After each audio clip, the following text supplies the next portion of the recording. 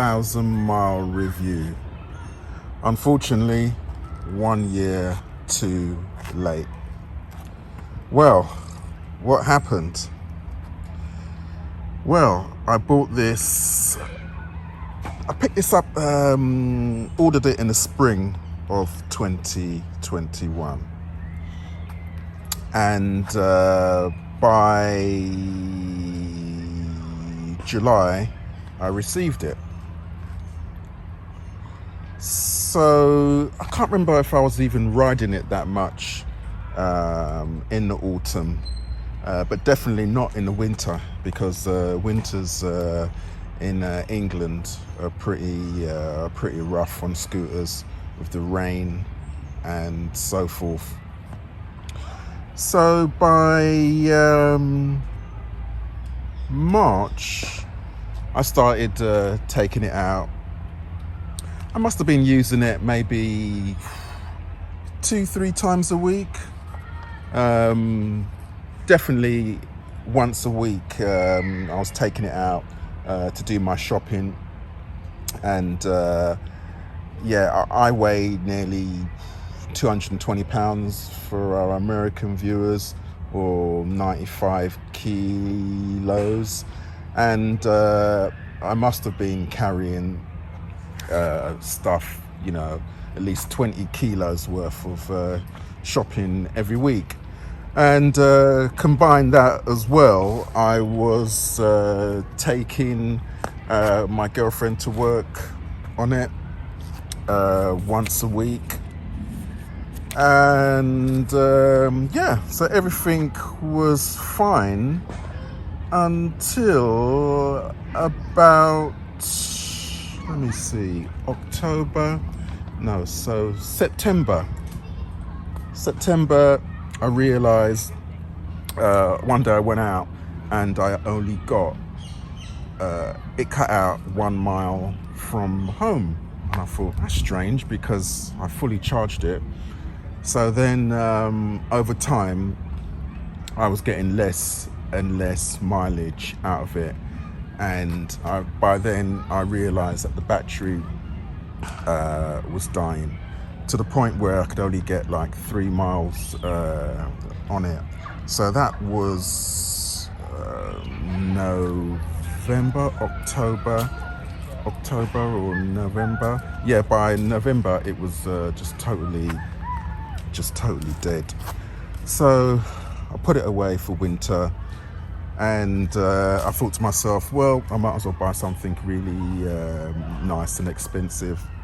So I was contemplating on Teveran Fighter 14. So I was in negotiations with a company over in China, and but the winter and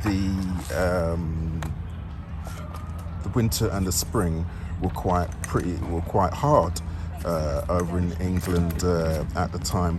It just seemed to go on, and I thought to myself, there's just no point in buying a scooter, because by the time I get it, it'll be mid-summer kind of thing. So I thought to myself, okay, then I'll just buy a battery for this. So I ordered a battery late July. It came 2 weeks later from China, which was the cheapest option, because it's just half the price. So fitted it about 2 weeks later, and now I'm back on the road. What the pros and cons of this? I think this is one of the best. I think it's still one of the best scooters in that $750, under £600 bracket. This is the limited version, so it's single speed, but it does 28 miles an hour with my weight. And you know, it gets me where I need to go on one charge for sure. But let me see, you know, 28 miles an hour is just ample speed when you got the roads in my city at 20 to 30. So anything faster than that, that's why I thought to myself, do I really need a tether run that does more than 30 miles an hour? Because I'm just not gonna be. It's just a waste of speed. I thought to myself. The only cons about it was the mudguard. You do get wet at the back slightly, and you definitely get front splashes. But you know, this is a 2021 design. A few years ago, you used to see quite a few of these around, but for some reason you just don't see many scooters around anymore. I don't know why that is. I don't know if it's the batteries are not lasting or whatever, but scooters are not that popular this summer, from what I've seen on the roads. But done a few customization bits on it. Just changed the handlebars from the stock black to these red ones. Got these from Alibaba, and changed the grips.